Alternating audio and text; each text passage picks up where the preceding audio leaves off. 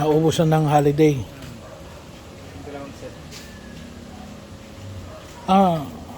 Paano mo nagpalit ka ng ano? Ayan po yung nursery.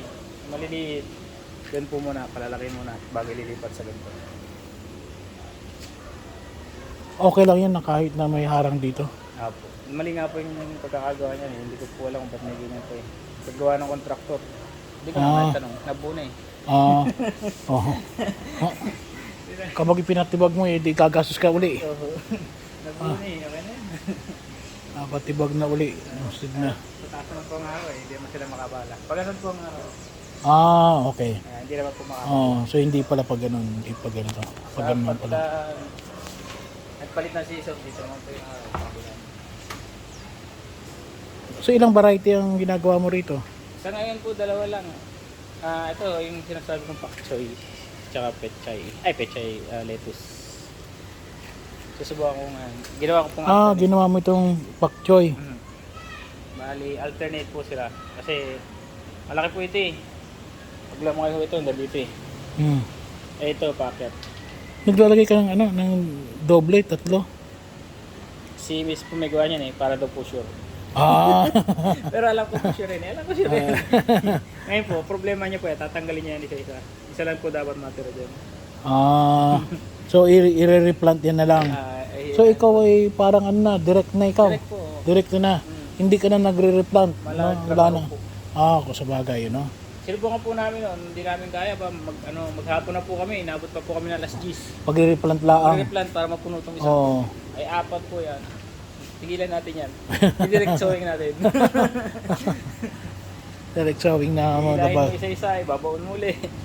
Meron kami mga trays eh. Mga ganun po yung mga tray. Tigilan na po namin, hindi natin kaya. Ayos naman yan. So ilang meters po ito? 193 po, itong buong taas. 193 square meter. 193 square meter. Okay, wala. Paano mo nililinis to? Ayan, papatuyuin ko, tapos pinupunasan ko lang po ng tubig na may sabon. Yung panglaba, yung powder. Oo. Para maalis ko yung mga natitirang mga daon-daon. Pag natuyo po, sure kayo na wala na yung dyan. Lumot, bakterya, kasi patay na sila sa init.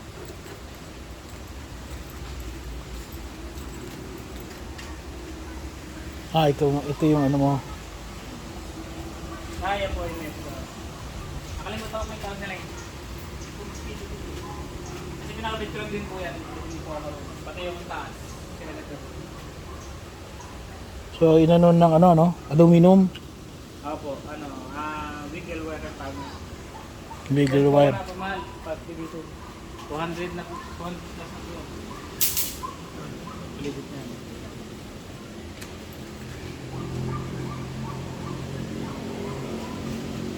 Saka po dito. Nagkamahalan po po. Ito 10 na ito. O 8 pa lang. 8 pa lang po. Ito po yung ginawa kong 10. Ito ang ginawa mong 10, Ito ang ginawa mong 8. Sabi po na kayo ba nila? Okay. Okay lang po. Pag ano sila. Dito medyo sukol. At least kung may man, pag ganun ang lalabasan. Talaga palang inano mo na ito na talaga yung idea na papasukin mo para maiayos. Naglalagay ka pa ba ng temperature? Hindi na. Pero meron naman pag sobrang ito sa summer, po ito yung Mist. Opo, mist. Mist. Ngayon po hindi po magamit kasi medyo malamig po.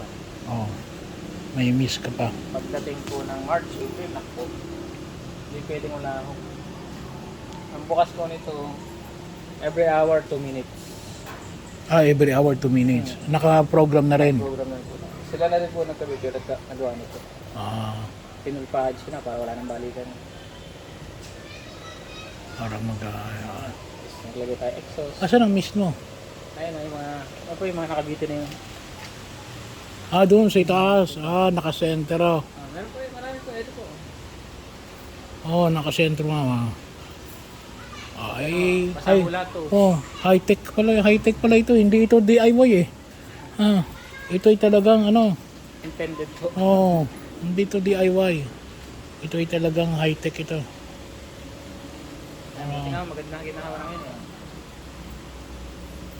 Okay, no, kapag may mess, ano, hindi mo ramdam yung hindi pati ramdam yung ano, Yung hangin? yung hangin. Aramdam po. Ano po, gumagalaw po yung ano, yung... Hindi, ibig sabihin, medyo Nababawasan. nababawasan siya, no? Parang talagang ibang temperatura mo kapag nandito sa loob.